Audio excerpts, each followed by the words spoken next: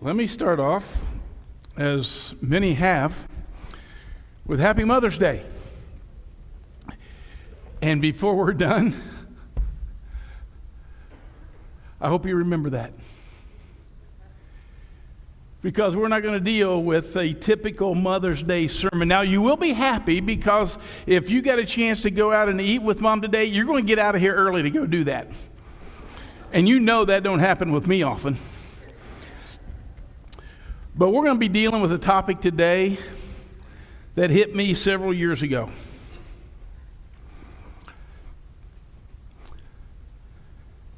Sitting at the hospital with a good friend. He asked me to come and just sit with him while his wife went through just this little procedure, as he called it. She is having what was considered to be simple bariatric surgery. It's supposed to take about 2 hours. And John and I, as friends we got carried away. We lost track of time. When we finally caught up with the time, it had been over 2 hours. And of course, we began to think, they've had a little complications. They're getting things straightened out. It was over 3 hours later that the doctor came in. And he gave us the news. Carol had died on the operating table. 40 years old. I spent a whole lot of time with them over the next few weeks. The funeral home consultations, the service planning, and the beginning of a long journey of grief. You see, Carol left this world 2 weeks prior to Mother's Day. 2002. She and John had 4 daughters. The oldest was 14, the youngest 9 at that time.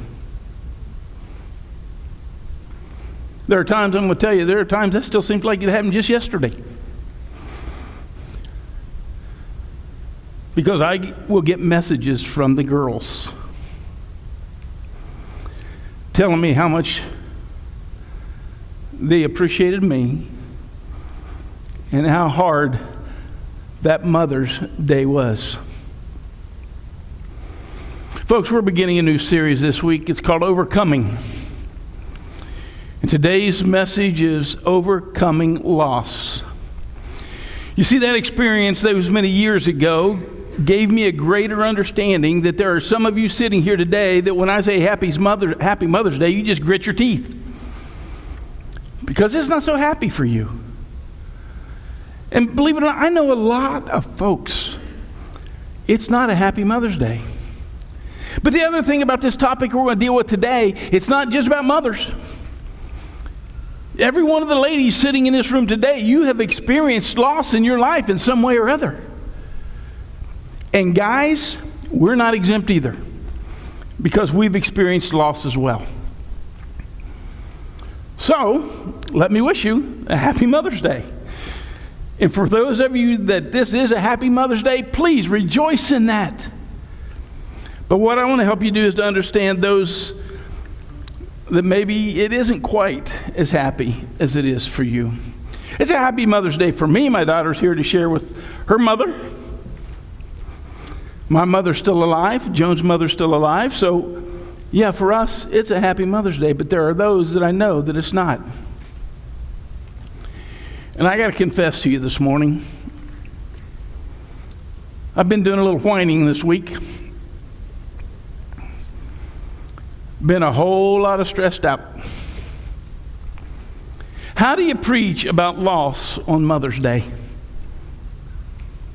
Because you see, Mother's Day is supposed to be this day of joyous time, and it is. It is for a lot of people, and I understand that. But there are others that I want us to be able to minister to.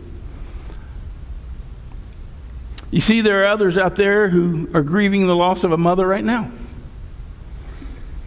There's some sitting here that I know that you've lost a child. Others are sitting here that you lost an unborn child. And there are some sitting here that have never been able to have children. You see, there's a difference in our typical Mother's Day sermons and the one that we're sharing in today. Because every one of us have experienced a loss in our life. So wherever you are today, my prayer, as it has been all week, is that you'll be able to find comfort in this message, and that you will also be able to deliver comfort to those who may need it today. So we're going to look at 3 questions. What is loss? What is grief? What does the Bible say about loss or grief? And then what can we do about it? You know, we experience all kinds of loss in our life. And anytime there's a loss in our life, there is grief that accompanies that. And we say, okay, what is grief? Well, grief is what happens when we experience a loss. Listen, it could be a death, but it doesn't have to be. It could be the loss of a job. Could be a move.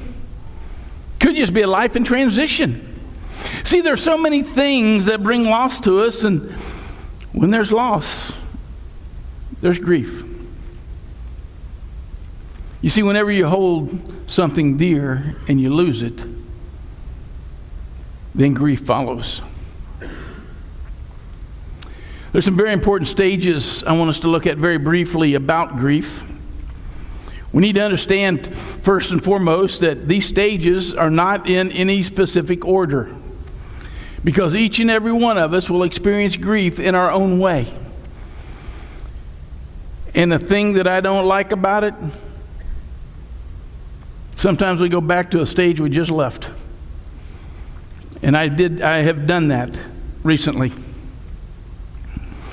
You move through these stages randomly, and you go back. And each period that you are in these stages, it can be for any different length of time.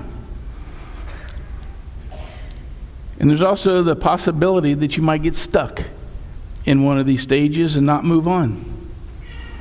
But every one of us, we go through loss, we go through grief differently. And here's the problem. Those of us who are looking in on someone who's experiencing this, we believe we know what stage of grief they should be in. And we know what feelings they should have, right? This is where you ought to be. This is what you ought to be doing. My goodness, my dad's been dead for 3 years. I shouldn't even think about that, right? No. No, each and every one of us are different. And when we start to put our feelings and our thoughts about the projections or about the stages that we think people should be in, we are projecting our life into theirs. And that is not what they need. Let me give you just a brief description of the stages of grief. The first is D, and these will spell the word danger. I recently stole this from a friend of mine, and I really like this because it's not the way typical psychologists will share grief with you, but I really like what he's done with this. D is depression and denial. Denial. Stage of shock. Typically, that's the first stage that we go into. Probably short-lived in most of the things that we deal with. But we put up this typical or this emotional defense mechanism almost immediately when something happens, when we don't want to accept the news or the reality of what just took place. You just can't believe what's happening. And we refuse to focus on the loss or to acknowledge the long-term ramifications. That was John. As I sat with him in that waiting room and the doctor came in, we stood up to greet the doctor. The doctor gave us the news before he let us sit down. John had his arm, let me explain. John's about 5'8", 5'9", weighed about 225 pounds. He was the human bowling ball. Doctor gave us that news and John threw his arms around my neck. And he lost all control of his body. And of course, he took us both to the ground. For the next 20 minutes, he screamed at the top of his lungs that this couldn't be. The doctor was lying. His wife's alive. But she wasn't. And he had to deal with that. And very shortly after this stage, here comes the fun one. It's the anger. It's the anger. That's the easy one. When that realization hits, we understand the gravity of the situation. We become angry, and the first thing we want to do is we want to blame somebody. And if we can't blame somebody physically, as John did have a doctor, we'll find out later, because the doctor did kill his wife on the operating table, we're looking for somebody to blame. Where do most of us find the blame? Where do we go for that blame? Are you anything like me? If I don't like it, I don't understand it, and I can't see somebody to blame, who do I blame? I blame God. He could have stopped it. He didn't have to let this happen. But I know many people who find God to blame. And can I just share with you, there's a reason that we have a lot of empty seats today. It's because people have found God to blame and they've never stopped blaming Him. That's the reason we need to know how to minister to those that are hurting.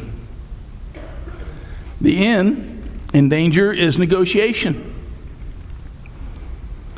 You start thinking about ways to postpone the inevitable. You try to find a way out. How can we deal with this situation? Especially if you have some other trauma, you got to move. You're going to make a move. Well, what can we do not to move? How can we make that happen? Negotiation strong. I have a friend named Bob DeVoe. Bob DeVoe is the founder of Lifeline Christian Mission. Some of you have heard of Lifeline. Excellent ministry. Bob DeVoe was a very successful contractor in his early years. And he ended up with cancer.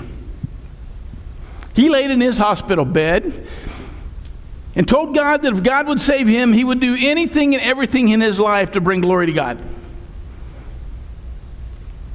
I know a lot of people who've done this, but I got to see Bob in action with it because he did.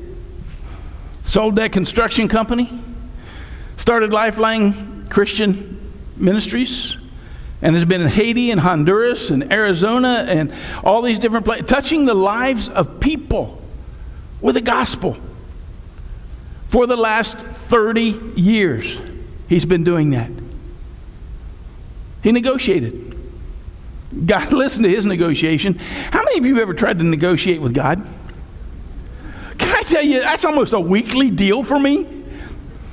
And how many times do I succeed? Oh, it don't happen for me. But I am sure glad it happened with Bob because of what he was able to do. D-A-N-G. Guilt. Guilt.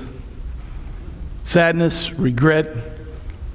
What could I have done differently? What if? I asked those questions a lot when my dad passed away. Had a preacher tell me, and I've shared this with a lot of other people now, that, even if he could answer every if question that I had, it wasn't going to take away my pain.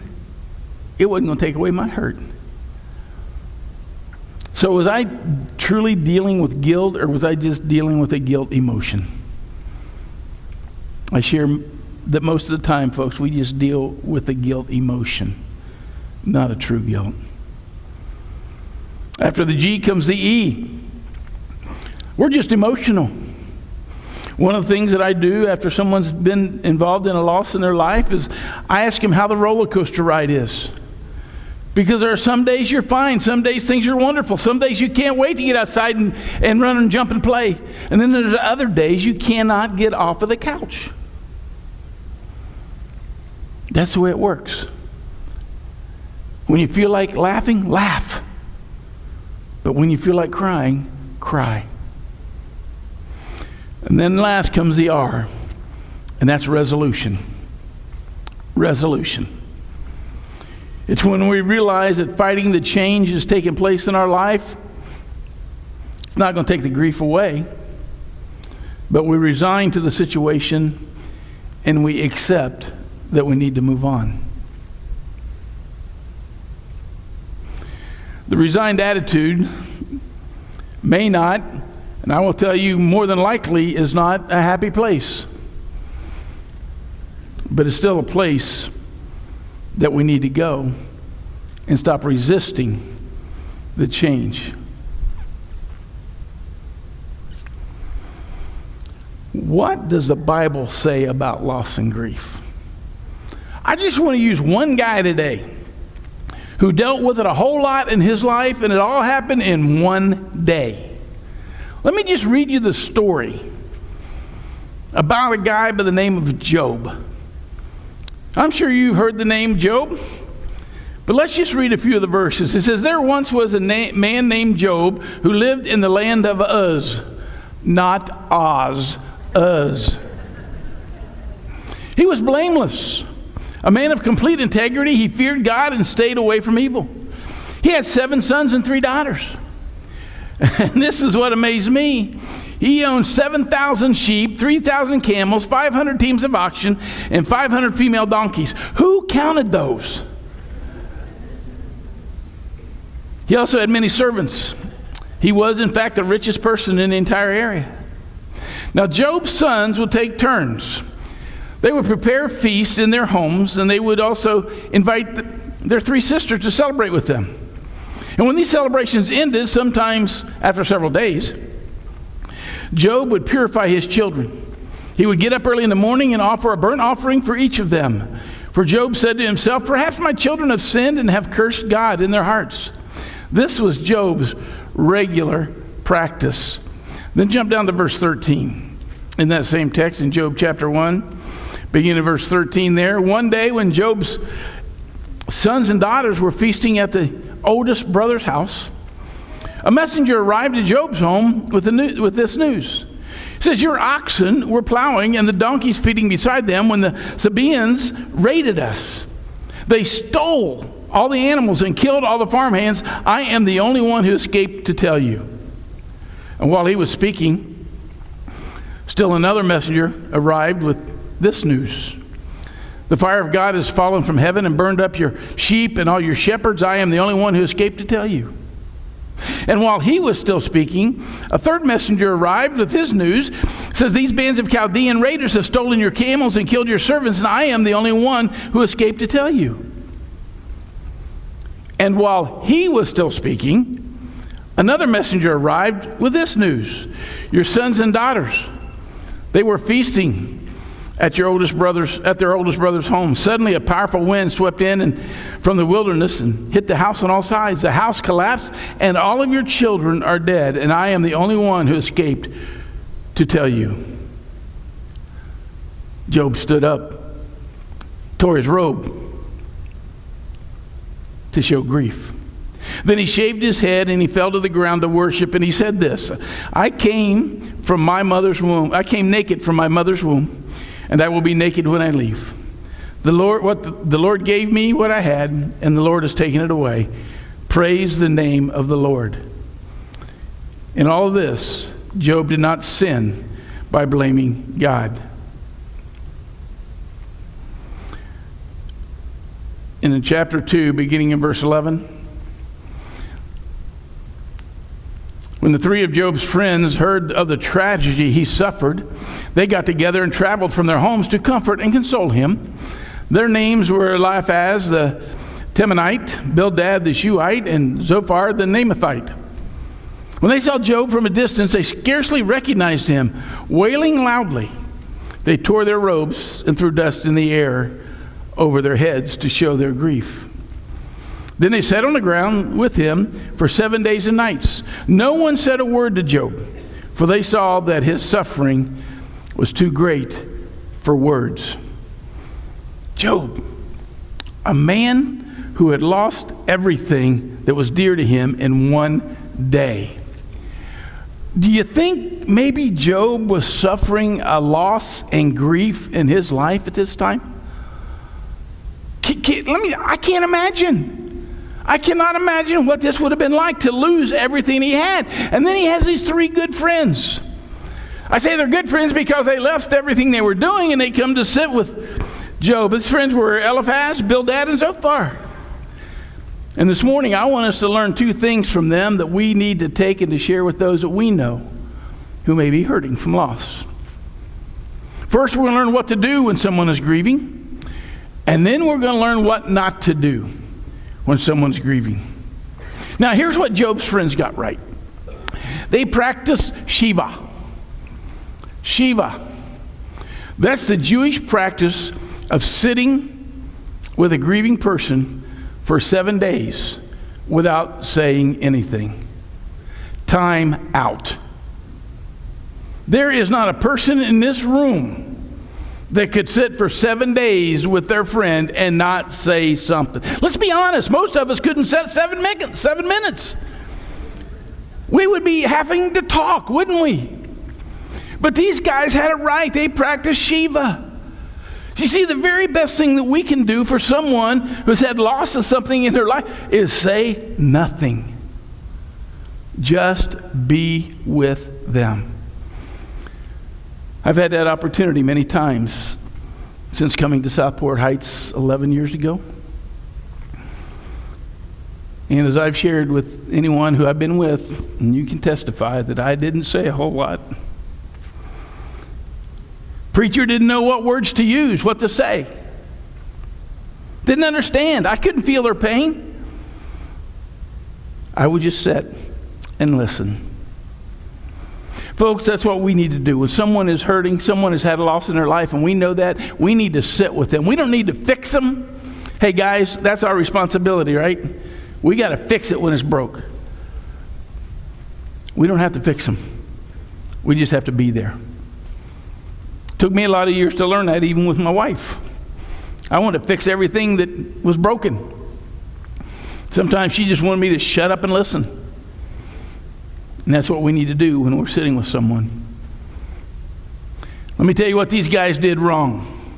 Are you ready? This is tough. You know what they did wrong? They opened their mouths. That's it. They opened their mouths. And for the next 30 chapters in the book of Job, what you find is these three friends trying to convince Job that his suffering was a consequence of the sin in his life. Can I give you just a little pastoral advice here? That is not a good way to treat someone who has just had a loss. How should we speak to someone who's had a loss? I came across an article several years ago called the kvetching order. Kvetching, it means to complain. Can I see the hands of people in here who like to complain? Oh, come on, am I the only one? Complaining's easy, isn't it? When somebody's had a loss in their life, we need to think in these terms. We have concentric circles. In the smallest circle, we find the person who had just had the loss in their life. And we put that name in there. I'm going to use my family as an example. In the center of that was my mother at the loss of my father. The next circle out would be me and my brother and 2 sisters. And the circle out from that would be my dad's relatives that were still around. Outside of that would be the friends of my dad, the close friends he talked to on a daily basis. Outside that would be friends he didn't talk to quite as often. Do you understand what I'm doing here? How we're moving from someone who is so close to the situation that they move further and further away. That's a kvetching circle. Now here's the thing about that. When we are sitting with someone with whom Mother's Day is not an exciting day for them, we need to think in those terms. You see, there's some rules about these circles that we need to follow. The person in the center ring, the one who it's affected the most, they can say anything they want to anyone at any time. That's the only privilege they have. But they get to do that. Life's unfair. Why me? God, what did you do to me? Folks, that's the only payoff they get, is they can say anything they want to anybody at any time. Now, everyone else can say those things too, but you can only say it to the people in the larger circles. In other words, I couldn't say things like that to my mother, but I could say it to my aunts and uncles because they were moving out. You see, when we're going to open our mouth, we need to ask, is what I'm about to say going to bring comfort and support to this person?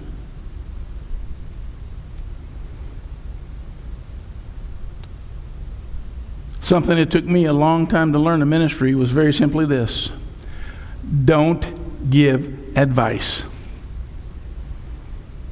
Don't give advice. People who are suffering, people who've just had a loss, they don't need advice. They need comfort. And they need support. You're saying things to me like, I am so sorry. This has got to be really hard for you. So many times we turn it back onto ourselves, don't we? Maybe we've just experienced a loss too, and so what we do is say, man, you ain't going to believe what I've been going through. They don't care.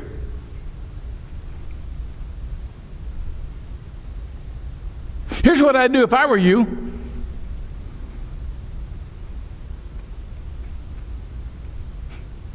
Here's one that I heard, and it just cut to the heart. Man, you're really bringing me down. Ouch. Those are things we don't do. We don't do this. We don't give advice. We don't talk about ourselves. We sit, we're quiet, we listen. But if you want to scream and complain, go for it. You want to tell someone how shocked you are or how icky you feel, or you want to whine about it, that's fine. Do it. Talk about all the terrible things that have been happening to you lately. That's fine. But do it to the people that are in the bigger circles. That's a perfectly normal response from anybody and everybody. But you just do it to those who are not on the circles smaller than you. I guess probably the best way to describe it in simple terms, you got all these circles. You're out here, and as you're talking to people that are in the smaller circles than you, your goal is to bring comfort. Bring comfort. Comfort in. And if you want to move toward the outer circles, then go ahead and dump. Comfort in, dump out. Folks, there are a lot of people today that need us. They need us to sit with them.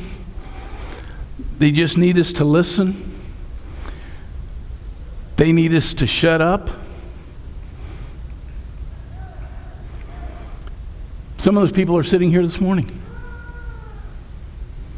And if you're sitting here this morning and you're in pain, you're grieving because of the loss you've had, can I just tell you something you really need to know? And that is, you're loved by God. You are loved by God. God's going to be with you no matter how long it takes or what kind of pain you go through. God is there. David said it very clearly in Psalm 23. Yea, thou walk through the valley of the shadow of death, I will fear no evil. Why? Because you are with me. Your rod and your staff, they comfort me. God is with you every step of the way. And my prayer today is that there will be those of us sitting here that will understand that we need to be with you every day as well. That we need to listen. We need to practice Shiva. I want to meet the person who can sit with you for 7 days and not say a word.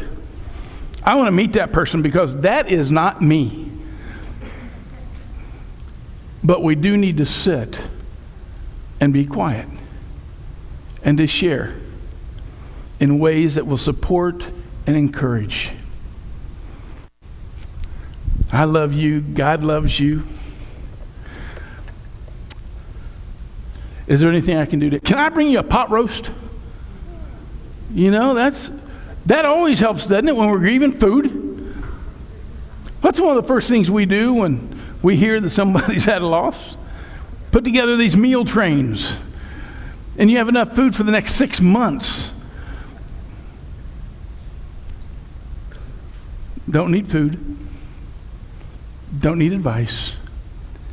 They need a caring heart, listening ears, and a loving soul just to sit and to share. I know this has been a very different Mother's Day message. I had prayed about it long and hard. And I trust that you've accepted it today in the way that was intended, is that we have people around us who need us to do this for them. And some of you are sitting right here today, and I know that. Happy Mother's Day is not happy for everybody. And every one of us knows somebody that it's not happy for. And so I hope today you understand what you need to do to be with them and to share with them. It's okay if they're not happy. It's okay. It's okay to grieve. It's fine. But God still loves them. God loves you. And we need to share that love with them.